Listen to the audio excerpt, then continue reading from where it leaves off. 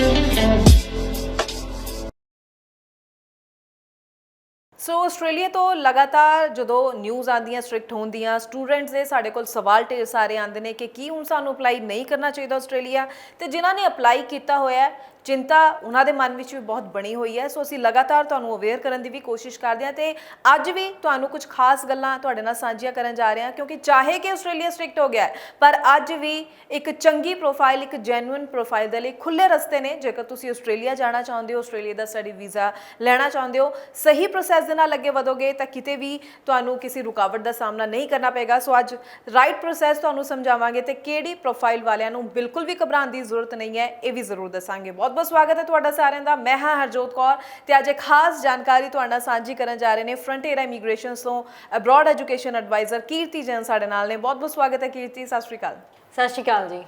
सो कीर्ति, अज के टाइम में पहला तो मैं जरूर तुहाडे तो जानना चाहांगी कि स्टूडेंट्स तुहाडे कोल भी ढेर सारे आते हैं आस्ट्रेलिया नूं लैके, तुहाडे कोल भी ढेर सारे सवाल है, पर किस तरह की प्रोफाइल नूं तुसीं अज वीडियो के जरिए कहना चाहोगे कि तुहानूं घबराउण की जरूरत नहीं है, अगर राइट प्रोसैस दे नाल अगे चल रहे हो तो तुहाडा आस्ट्रेलिया का स्टडी वीज़ा जरूर लगेगा।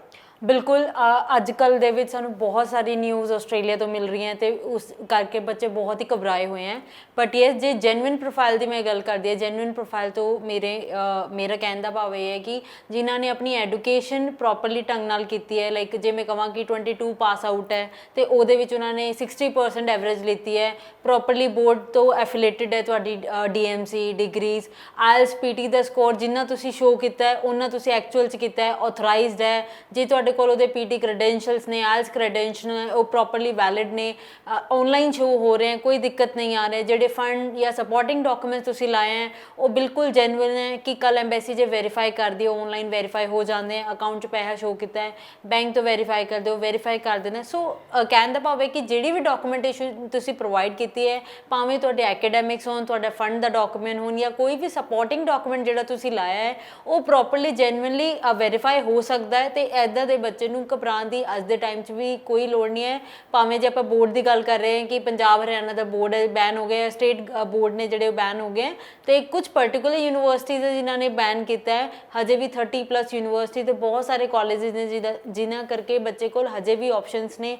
ਅਪਾਰਟ ਫਰੋਮ ਦੈਟ ਆਪਾਂ ਗੱਲ ਕਰਦੇ ਹਾਂ ਕਾਲਜਿਸ ਦੀ, ਕਾਲਜਿਸ ਦੇ ਵਿੱਚ ਹਜੇ ਵੀ ਬਹੁਤ ਬੱਚੇ ਨੇ ਜਿਨ੍ਹਾਂ ਦਾ ਐਡਮਿਸ਼ਨ ਹੋ ਰਿਹਾ ਤੇ ਬੋਰਡ ਨੂੰ ਲੈ ਕੇ ਕੋਈ ਇਸ਼ੂ ਨਹੀਂ ਹੈਗਾ। तो ओवरऑल गल करिए तो जिन्होंने बच्चे ने प्रॉपरली अपनी एडुकेशन की है, वेरीफाई हो सकती है, उन्होंने घबराने की बिल्कुल भी लोड़ नहीं हैगी है। जी बिल्कुल। सो कीर्ति इत्थे की आपां ये मान सकते हैं कि जिहड़ा ये इन्ना ज़्यादा डिले GT क्लीयर होने भी हो रहा है, क्योंकि बहुत सारे स्टूडेंट जो साडे कोल सवाल आ रहे उन्होंने यही है कि प्रोसैस में बहुत टाइम लग रहा है, खास तौर पर GT क्लीयर होने, जिन्हों की GT भी क्लीयर हो चुकी है, पूरा प्रोसैस भी हो चुका है, उन्होंने हाले तक वीज़ा लग के नहीं आ रहे। सो आपां ये तो मान के चलिए कि वेरीफिकेशन में टाइम बहुत लग रहा और स्टूडेंट्स को इत्थे पेशेंस जरूर रखने चाहिए। देखो GT की आपां गल करते हैं, GT नूं पहलां भी टाइम लगता सीगा, पहलां भी आपां गल करते कि कई बार यूनिवर्सिटी 3 महीने भी लै लेंदी है, 6 महीने भी लै लेंदी है। बट जो हुण दी गल करते हैं विचों असैसमेंट लैवल चेंज हो गए, दैन ये बोर्ड का न्यू अपडेट आ गया, जिहदे करके जदों भी कोई भी रूल इंप्लीमेंटेशन होंदी है, भावें यूनिवर्सिटी वालों होण या इमीग्रेशन वालों होण, सो ऑफकोर्स रूल चेंज कारण अपना जिहड़ा टाइम है वो वाधू लगता ही लगता है। बट हुण बहुत सारे ये सामने आ रहे हैं कि बच्चे बोगस डॉक्यूमेंट्स यूज़ कर रहे हैं, फेक डॉक्यूमेंट्स यूज़ कर रहे हैं, तो ऑफकोर्स जिहड़ा वेरीफिकेशन का प्रोसैस है वो होर भी ज़्यादा स्ट्रिक्ट हो चुके हैं। तो जिहदे करके जिथे बच्चों की GT जे क्लीयर हो गई, उन्होंने COE रिलीज़ नहीं हो रही है, या आप कहिए कि जिन्होंने बच्चे से सारा प्रोसैस हो चुका है, फाइल एम्बेसी दे विच है, तो जिहड़ा एम्बेसी का 60 to 90 वर्किंग डेज़ का टाइम है, इस टाइम एम्बेसी उस तो भी वध टाइम लै रही है।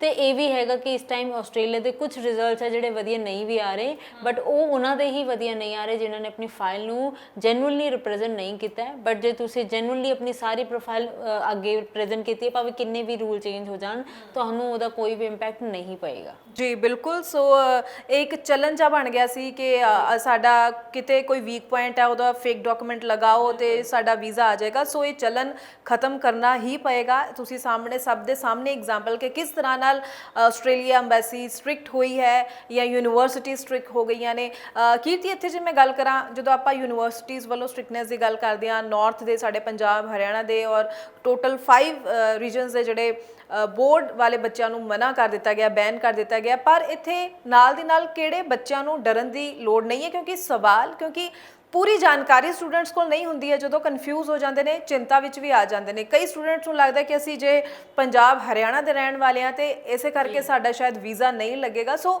ਇਹ ਵੀ ਮੈਂ ਚਾਹੂੰਗੀ ਤੁਸੀਂ ਆਪਣੇ ਹੀ ਸ਼ਬਦਾਂ ਵਿੱਚ ਪੂਰੀ ਕਲੈਰਿਟੀ ਸਟੂਡੈਂਟਸ ਨੂੰ। ਬਿਲਕੁਲ, ਅਸੀਂ ਇੱਥੇ ਸਟੇਟ ਬੋਰਡ ਦੀ ਗੱਲ ਕਰ ਰਹੇ ਹਾਂ। ਫੋਰ ਐਗਜ਼ਾਮਪਲ ਕੋਈ ਸਟੂਡੈਂਟ ਚੰਡੀਗੜ੍ਹ ਤੋਂ ਹੈ ਬਟ ਉਹਨੇ ਜਿਹੜੀ ਐਜੂਕੇਸ਼ਨ ਲਿੱਤੀ ਉਹ ਪੰਜਾਬ ਬੋਰਡ ਤੋਂ ਲਿੱਤੀ ਹੈ, ਹਰਿਆਣਾ ਬੋਰਡ ਤੋਂ ਲਿੱਤੀ ਹੈ, ਤੇ ਉਹਨਾਂ ਦੀ ਵੀ ਕੁਝ ਪਰਟੀਕੂਲਰ ਯੂਨੀਵਰਸਿਟੀ ਹੈ ਜਿੱਥੇ ਉਹ ਬੈਨ ਹੋਏ ਨੇ। ਸਾਡੇ ਕੋਲ ਟੋਟਲ 43 ਪਲੱਸ ਯੂਨੀਵਰਸਿਟੀਜ਼ ਹੈ, ਉਹਦੇ ਵਿੱਚ ਹਾਰਡਲੀ 6 to 7 ਯੂਨੀਵਰਸਿਟੀ ਜਿਹੜੇ ਇਨ ਬੋਰਡ ਨੂੰ ਐਕਸੈਪਟ ਨਹੀਂ ਕਰ ਰਹੇ। ਇਟ ਮੀਨਸ ਉਹਨਾਂ ਨੂੰ ਛੱਡ ਕੇ ਬਾਕੀ ਸਾਰੀ ਯੂਨੀਵਰਸਿਟੀ ਦੇ ਆਪਸ਼ਨ ਅੱਜ ਵੀ ਉਸ ਬੱਚੇ ਕੋਲ ਅਵੇਲੇਬਲ ਹੈ। ਇਸ ਟਾਈਮ ਨੋ ਡਾਊਟ ਬੱਚੇ ਤੇ ਮੇਰੇ ਕੋਲ ਖੁਦ ਡਾਊਟਸ ਆਏ ਕਿ ਮੈਂ ਹਰਿਆਣਾ ਦਾ ਰਹਿਣ ਵਾਲਾ, ਇਟ ਮੀਨਸ ਮੈਂ ਆਸਟ੍ਰੇਲੀਆ ਅਪਲਾਈ ਹੀ ਨਹੀਂ ਕਰ ਸਕਦਾ। ਨੋ, ਬਟ ਜੇ ਤੁਸੀਂ ਹਰਿਆਣਾ ਦੇ ਰਹਿਣ ਵਾਲੇ ਹੋ ਬਟ ਤੁਸੀਂ ਆਪਣੀ ਐਜੂਕੇਸ਼ਨ CBSE ICSE ਬੋਰਡ ਤੋਂ ਕੀਤੀ ਹੈ ਤੇ ਤੁਸੀਂ ਉਹਨਾਂ ਯੂਨੀਵਰਸਿਟੀਜ਼ ਲਈ ਵੀ ਐਲੀਜੀਬਲ ਹੋ ਜਿਨ੍ਹਾਂ ਨੇ ਪੰਜਾਬ ਹਰਿਆਣਾ ਬੋਰਡ ਨੂੰ ਬੈਨ ਕੀਤਾ ਹੈ। ਤੇ ਤੁਹਾਨੂੰ ਇਹ ਸਮਝਣ ਦੀ ਲੋੜ ਹੈ ਕਿ ਰਹਿਣ ਤੋਂ ਕੋਈ ਫਰਕ ਨਹੀਂ ਪੈਂਦਾ, ਤੁਸੀਂ ਹਰਿਆਣਾ ਵਿੱਚ ਰਹਿ ਰਹੇ ਹੋ, ਪੰਜਾਬ ਵਿੱਚ ਰਹਿ ਰਹੇ ਹੋ। ਫਰਕ ਇੱਥੇ ਪੈਂਦਾ ਕਿ ਤੁਸੀਂ ਕਿਹੜੇ ਬੋਰਡ ਤੋਂ ਆਪਣੀ ਐਜੂਕੇਸ਼ਨ ਕੰਪਲੀਟ ਕੀਤੀ ਹੈ। ਜੇ ਤੁਸੀਂ ਪੰਜਾਬ ਹਰਿਆਣਾ ਬੋਰਡ ਤੋਂ ਕੀਤੀ ਹੈ ਤਾਂ ਵੀ ਤੁਸੀਂ ਸਿਰਫ 6 ਤੋਂ 7 ਯੂਨੀਵਰਸਿਟੀ ਜਿਨ੍ਹਾਂ ਨੇ ਬੈਨ ਕੀਤੇ ਉੱਥੇ ਐਲੀਜੀਬਲ ਨਹੀਂ ਹੋ, ਬਟ ਹਜੇ ਵੀ ਬਾਕੀ ਸਾਰੀ ਯੂਨੀਵਰਸਿਟੀ, ਬਾਕੀ ਸਾਰੇ ਕਾਲਜਿਸ ਤੁਹਾਡੇ ਲਈ ਓਪਨ ਨੇ ਤੇ ਤੁਹਾਡਾ ਹਜੇ ਵੀ ਆਸਟ੍ਰੇਲੀਆ ਜਾਣ ਦਾ ਸੁਪਨਾ ਓਨਾ ਹੀ ਸਾਕਾਰ ਹੋ ਸਕਦਾ ਜਿੰਨਾ ਤੁਸੀਂ ਪਹਿਲਾਂ ਉਸ ਨੂੰ ਲੈ ਕੇ ਚੱਲ ਰਹੇ ਸੀ। ਬਸ ਹੁਣ ਇਹ ਬਹੁਤ ਚੀਜ਼ਾਂ ਸਾਹਮਣੇ ਆ ਰਹੀ ਕਿ ਬੱਚੇ ਅੱਜ ਦੇ ਟਾਈਮ, ਬਟ ਬੱਚਿਆਂ ਦੀ ਵੀ ਕਿਤੇ ਗਲਤੀ ਨਹੀਂ ਹੈ। ਤੁਸੀਂ ਜਿਨ੍ਹਾਂ ਤੋਂ ਅਪਲਾਈ ਕਰ ਰਹੇ ਹੋ ਕਈ ਵਾਰ ਉਹ ਤੁਹਾਨੂੰ ਵਧੀਆ ਗਾਈਡੈਂਸ ਨਹੀਂ ਦਿੰਦੇ, ਮੇਬੀ ਉਹਨਾਂ ਦੇ ਕਹਿਣ ਤੇ ਤੁਸੀਂ ਇੱਦਾਂ ਕਰਦੇ ਕਿ ਸਪੋਜ਼ ਤੁਹਾਨੂੰ ਪਤਾ ਹੈ ਕਿ ਹੁਣ 20 ਪਾਸ ਆਊਟ ਸਟੂਡੈਂਟ ਆਸਟ੍ਰੇਲੀਆ ਨਹੀਂ ਅਪਲਾਈ ਕਰ ਸਕਦਾ ਕਿਉਂਕਿ 22 ਮਿਨੀਮਮ ਐਲੀਜੀਬਿਲਟੀ ਹੈ ਜਿਹੜੀ ਚਾਹੀਦੀ। ਤੇ ਬੱਚੇ ਕੀ ਕਰ ਰਹੇ ਆਪਣੀ ਸਰਟੀਫਿਕੇਸ਼ਨ ਨੂੰ 20 ਦਾ 22 ਬਣਾ ਕੇ ਅੱਗੇ ਰਿਪਰੈਜ਼ੈਂਟ ਕਰ ਰਹੇ ਹੈ। ਬਟ ਉਹ ਕਿਤੇ ਨਾ ਕਿਤੇ ਹੋ ਸਕਦਾ ਤੁਹਾਡੀ GT ਕਲੀਅਰ ਹੋ ਜਾਣ ਕਿ ਯੂਨੀਵਰਸਿਟੀ ਨੇ ਆਪਣੇ ਲੈਵਲ ਤੇ ਉਹ ਵੈਰੀਫਾਈ ਨਹੀਂ ਕੀਤਾ, ਬਟ ਆ ਜ਼ਰੂਰੀ ਨਹੀਂ ਹੈਗਾ ਕਿ ਜੇ ਤੁਸੀਂ ਯੂਨੀਵਰਸਿਟੀ ਦੇ ਪ੍ਰੋਸੈਸ ਤੋਂ ਨਿਕਲ ਗਏ ਹੋ ਤਾਂ ਕੱਲ ਐਮਬੈਸੀ ਦੇ ਪ੍ਰੋਸੈਸ ਵਿੱਚ ਨਹੀਂ ਆਊਗਾ। ਤੇ ਇੱਥੇ ਵੀ ਜੇ ਬੱਚੇ ਦੇ ਆਪਾਂ ਲੱਕ ਦੀ ਗੱਲ ਕਰੀਏ ਕਿ ਉਹ ਐਮਬੈਸੀ ਵਿੱਚੋਂ ਵੀ ਨਿਕਲ ਗਿਆ, ਬਟ ਕੱਲ ਜਦੋਂ ਤੁਸੀਂ ਆਪਣਾ ਵਰਕ ਪਰਮਿਟ ਅਪਲਾਈ ਕਰਨਾ ਹੈ, PR ਅਪਲਾਈ ਕਰਨੀ ਹੈ, ਜੇ ਉੱਥੇ ਉਹ ਚੀਜ਼ ਸਾਹਮਣੇ ਆਉਂਦੀ ਹੈ ਤੇ ਤੁਸੀਂ ਉੱਥੋਂ ਤੋਂ ਵਾਪਸ ਵੀ ਆ ਸਕਦੇ ਹੋ। ਤੁਸੀਂ ਲਾਈਫ ਟਾਈਮ ਲਈ ਉੱਥੇ ਬੈਨ ਹੋ ਸਕਦੇ ਹੋ ਤੇ ਹੋ ਸਕਦਾ ਹੈ ਕਿ ਹੋਰ ਵੀ ਕੰਟਰੀ ਵਿੱਚ ਤੁਸੀਂ ਅਪਲਾਈ ਨਾ ਕਰ ਪਾਓ। ਸੇ ਆਪਣਾ ਜਿਹੜਾ ਗੋਲ ਹੈ ਲੌਂਗ ਟਰਮ ਰੱਖੋ। ਜੇ ਤੁਸੀਂ ਬਾਹਰ ਜਾਣ ਲਈ ਇੰਨਾ ਪੈਸੇ ਲਾ ਰਹੇ ਹੋ ਤੇ ਮੈਨੂੰ ਪਤਾ ਹੈ ਸਿਰਫ ਸਟੱਡੀ ਲਈ ਨਹੀਂ ਲਾ ਰਹੇ, ਸੈਟਲਮੈਂਟ ਲਈ ਲਾ ਰਹੇ ਹੋ। ਪੇਰੈਂਟਸ ਬਹੁਤ ਔਖੇ ਤੁਹਾਡਾ ਪੈਸੇ ਦਾ ਅਰੇਂਜਮੈਂਟ ਕਰਕੇ ਬੱਚੇ ਨੂੰ ਬਾਹਰ ਭੇਜਦੇ ਹੋ, ਉਹਦੇ ਲਈ ਕਰਦੇ ਆ ਕਿ ਕੱਲ ਉਹ ਜਾ ਕੇ ਬੱਚਾ ਆਪਣਾ ਸੈਟਲ ਹੋ ਸਕੇ ਤੇ ਜਿੰਨੀ ਇਨਵੈਸਟਮੈਂਟ ਉਹਨਾਂ ਨੇ ਬੱਚੇ ਤੇ ਕੀਤੀ ਉਹ ਕੱਲ ਵਧੀਆ ਕਮਾ ਕੇ ਆਪਣੇ ਲਈ ਤੇ ਆਪਣੀ ਫੈਮਿਲੀ ਲਈ ਕੁਝ ਕਰ ਸਕੇ। ਸੋ ਮੇਕ ਸ਼ੋਰ ਇੱਦਾਂ ਦੀ ਕੋਈ ਵੀ ਚੀਜ਼ ਨਾ ਕਰੋ ਜਿਹਦੇ ਤੇ ਤੁਹਾਨੂੰ ਕੱਲ ਜਾ ਕੇ ਭੁਗਤਾਨ ਕਰਨਾ ਪਏ।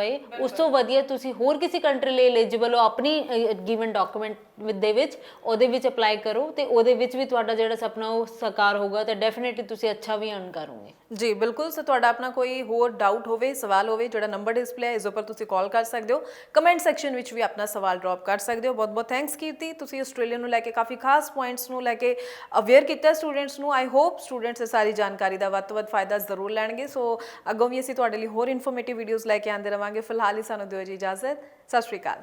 Thank you.